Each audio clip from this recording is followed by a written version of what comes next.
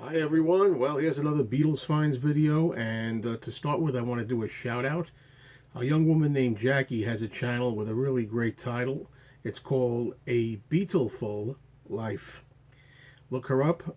She shows a lot of Beatles stuff. She's a great fan, and as I always say, it's always great to see younger people passing the torch to continue to keep the Beatles alive. So check out Jackie's channel. I have a lot of stuff here to show, and so much so that I thought, well, I'm going to hold some of it over for another video in the future because there's way too much here for one video. I don't want it to go too long. And if Elliot is watching, my friend Elliot, he gave me a kind of a bag of Beatle-related goodies and items, which I still haven't shown yet. I'll keep holding it and waiting. That's going to wait for another video too, Elliot. So hang loose, man. It'll be on eventually. Okay. So to start with, we have other gifts here. I'm trying to see if I got them close enough. We're going to start with gifts that I've received from my friends here in the Beatles circle. This one here is from Matthew Street, and it's a wonderful little collection of pins, enamel pins. And you can see some of the ones we got there. We've got Magical Mystery Tour. We've got Abbey Road, the street crossing. We've got Sgt. Pepper's Lonely Hearts Club Band, the drum head, and also famous Beatles logo. So thank you very much, Matt. Really appreciate this. And see the back pin on. There's a little story behind this, but it's not that important. He actually was going to give this to me at the Beatle Fest, but I actually didn't make it. I actually left it there. Didn't know it was mine. I saw it laying around, thought it was somebody else's. Didn't want to steal it, so somebody out there has gotten themselves a free set of pins that I left behind at the fest. Let's stick with gifts here. Excuse me, looking around. Okay, put this down here. My friend Robert out there, who's so kind and so generous, he's given some CDs to me, and I don't know if I've shown some of these before. I may have, I may not have. I think some of them are brand new. I just got them, but one of them, I don't know if I showed this one before. This is a beautiful CD of the first U.S. concert, Washington, that the Beatles gave, and it's a nice CD. They're really wonderfully replicated. Some of it is original artwork, some of it's artwork from past releases. I think I may have shown this already in another video. I'm not really sure 100%.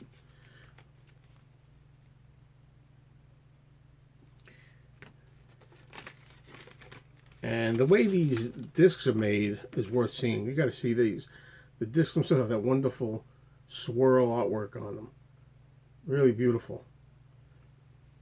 So thank you very much. These discs that I'm going to show all come from Robert. And other people in the Beatles community, you might call it, have shown these, a lot of these already, if you watch everybody's channel, because a lot of people have been receiving them, and I don't want to put Robert on the spot. I'm sure there's going to be a lot of people that are going to say, hey, where's my copy? You know? But, okay, next up is the Beatles open-end interview. The Beatles did open-end interviews for certain records, like when they first came over. They did for Meet the Beatles, which is what this one really is. You know, these came out on like DJ 45s, and the idea was that you would play them, and it was as if you were actually the DJ. This is one of the labels we created. Open and interviews. As if you were the DJ. All of the Beatles responses would be there. Here's another better look at the cover. And you would basically read from a booklet of questions. This is really nice. This replicates a lot of stuff here.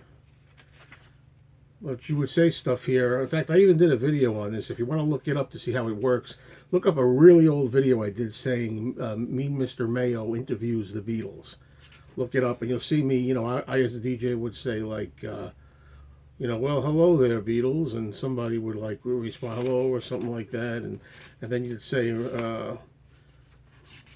nice to have you on the program, and maybe George or John would say, oh, pleasure to be here, you know, and you would be basically filling in the DJ remarks yourself while the Beatles would apparently be interviewed on your program. It was a cheat, but there's a few records of that they did were released. I only have a copy of the Meet the Beatles interview. I don't have the other ones.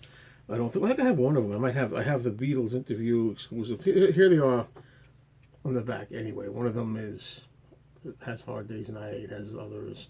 Beatles' second album. This one up here. I have some of these. I don't have all of them. What do we have here? How many do we have? All right. I'm getting ahead of myself, but you get the general gist of it. Maybe I got some of the information wrong, how many there actually are. Okay. All right. Next up, in this series here that I'm showing right now, this particular series here is VJ, a lot of the VJ albums. And look at this. This is Beatles versus the Four Seasons replica of that LP on vinyl, done here on CD. And on the back where you could vote for the Four Seasons or the Beatles, take your pick. And even the beautiful gatefold is replicated. How nice is that? How gorgeous. Really great job here. And inside, you know, the original album had a poster. Well, the poster is also recreated. Look at that. How great is this? This is such a thrill to have. All right. And, you know, of course, as I so often say, you saw what the labels look like with the swirl, that kind of colored rainbow swirl. That's the label. Right. We're going to have to put these all back in order once I'm done with the video. Okay, now we have another one here. I really wish I had this on an actual vinyl LP. It's called the Portrait Cover. Very rare. One of the rarest of all Beatles albums. The real one, you know, the big one. Beatles and Frank Ifield on stage, which is mostly Frank Ifield stuff, but there's some Beatle tracks on here. And just love the way it's reproduced. I mean, that's a great cover. I want to have that on vinyl. It's very hard to get. Here's another one. We all know this one, of course. Introducing the Beatles, another VJ album. And I could see already by looking at it here, we have the back, the ad back, they call it, which is a really rare version on the LP. And this one I'm going to take out of the plastic because this is worth looking at. This is incredible. This is the one, Songs, Pictures and Stories of the Fabulous Beatles. And this particular album originally opened up halfway. It's like a halfway gatefold, not a whole thing. And there it is, reproduced. Just really wonderful.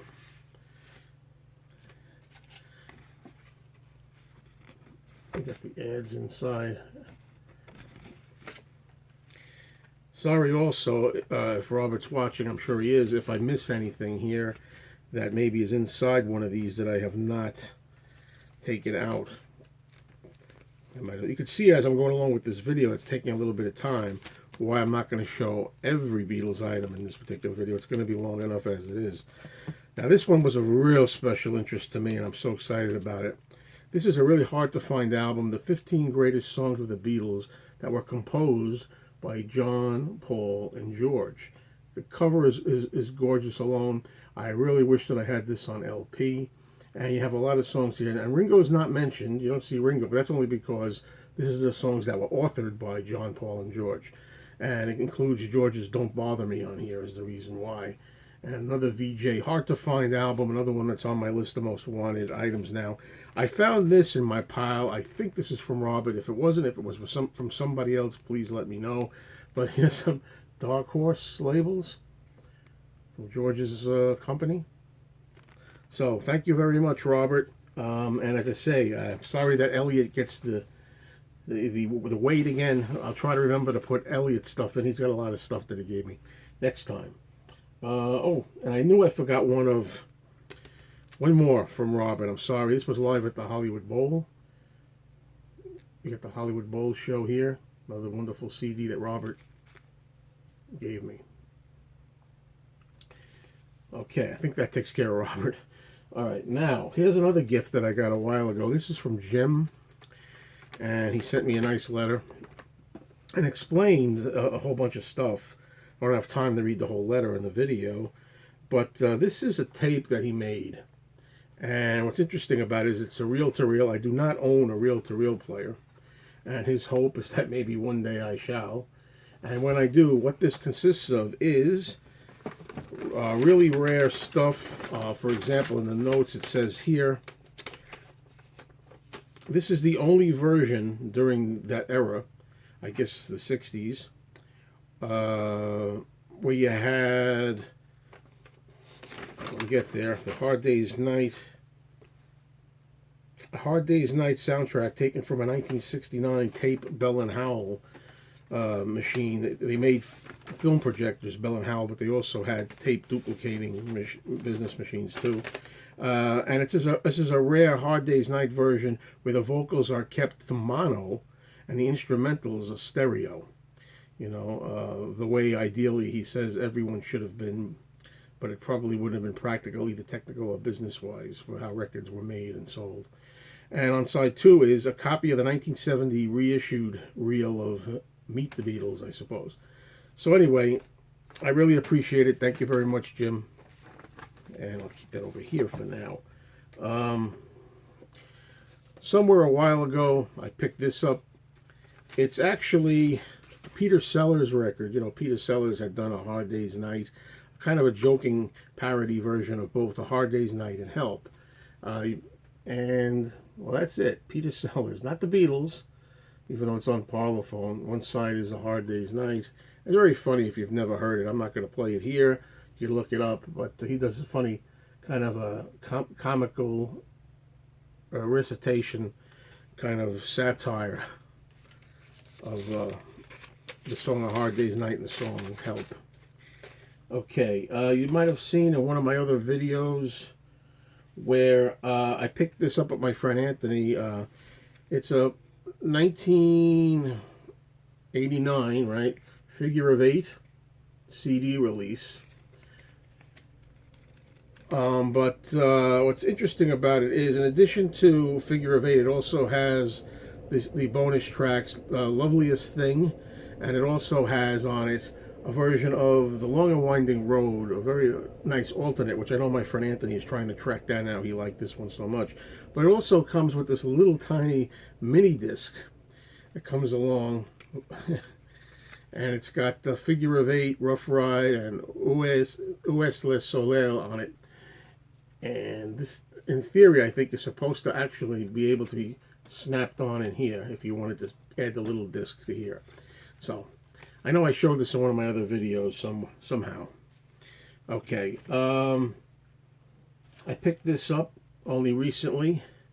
This is a very rare, by today's standards, long box of a CD from Ringo, Time Takes Time, from 1992. This is how, for those of you who don't know, when CDs first came out, they were in long boxes like this. Every time I got a CD, it would come in a long box like this, and I actually would save these boxes. There's a nice picture on the back of Ringo there. For a long time, I had these in a closet. I had like 50 of these things in a closet, and one day I moved somewhere and I threw them all out. Didn't think I'd ever want them again, and boy, do I regret it. This has a price on it originally of $7.98, and it's kind of cheap.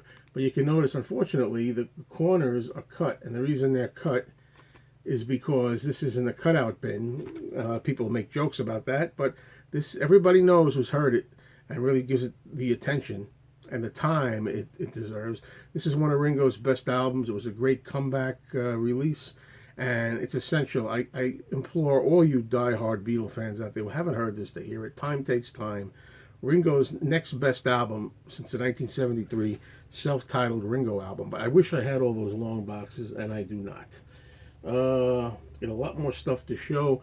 I picked up the wedding album. It's still sealed. I promised some people I was going to do an opening of this.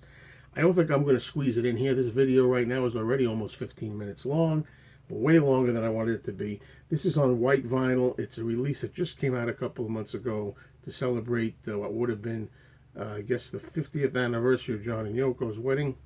And I shall hopefully get to that video at some point.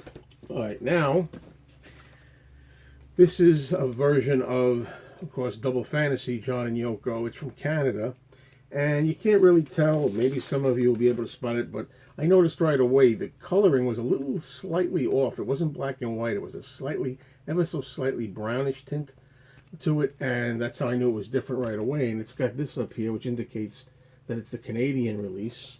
So it was good to have this.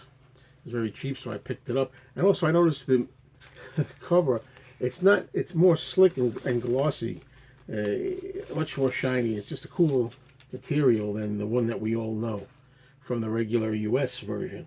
Okay, let's see. I got this album, Somewhere in Utopia. This is a George Harrison unofficial record that I used to have in my original collection. You know, I always talk about an original collection that I had. You know, I bought this album in 1988 at a store in Manhattan, in the Village. A lot of people will know the store. I think it was called either Revolver Records or It's Only Rock and Roll, one of those two. I used to go to Revolver and It's Only Rock and Roll a lot, and it's got stuff on here like, While My Guitar Gently Weeps, Here Comes the Sun, probably from the Prince's Trust, I'm guessing. It's got a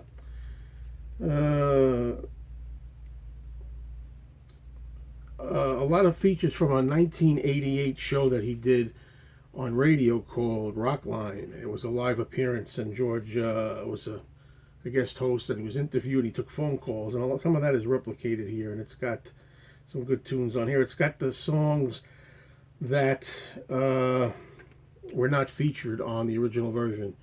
I mean on the version that was released, I should say, of Somewhere in England. Some of the songs were left off. They're here, you know, stuff like Lay His Head and so on. There's a lot of goodies on here, and it's an album that, even though I have managed to get back and replace a lot of my original collection, this is an album that's always been elusive to me. I was so happy to find this in a store not too long ago, so that was good. Record Store Day release, still haven't opened this. Stax does the Beatles. You got different artists here: Otis Redding, David Porter, Booker T, and the MGs, Isaac Hayes, and so on, doing versions of Beatles songs. That was a Record Store Day release. Yep. And trying to go a little faster, also from Record Store Day.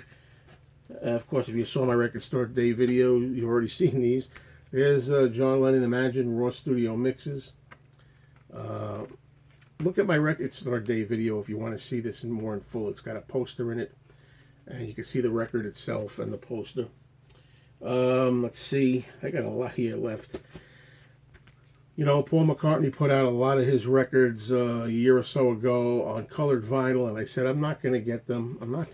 But I found this cheap enough, and I decided to go ahead and get this one. I got a couple of them. I don't have all of them. I don't intend to get all of them. But I wanted to get this because I really love McCartney too, and also because this is on what they call clear vinyl. So, very nice to have it. And that's just one of them, as I say, in the whole series.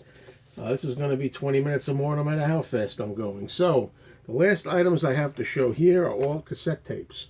So let's go through them. The early Beatles. There's an early Beatles tape. Now we have Tug of War by Paul, but what I noticed about this was it said promotion only, ownership reserved by CBS. There's a gold stamp there, you could barely see it. And there's something there. It says it's unlawful if you have it, I guess. Well, here's a Traveling Wilburys cassette. Back to Time Takes Time. How do you like this? How often do you see this in one video? A long box CD of Time Takes Time by Ringo and the original cassette tape, which is really pretty hard to find, I think. Here's Paul McCartney with Press to Play on cassette. It's pretty cool. Here's John Lennon Rock and Roll, but this is a UK version because it has the MFP, Music for Pleasure, symbol up on the top there. And the last item for this video is a weird album, I thought, called The Beatles Great Artist Series. But I like the cover, the way they had the faces around green background. And it's got stuff here like the Decca tapes. It's funny, the Decca tapes this is, and Ringo was not featured on the Decca tapes. Beat Best was. So it's about 20 minutes for the video. Thank you for watching. I'll make another one soon.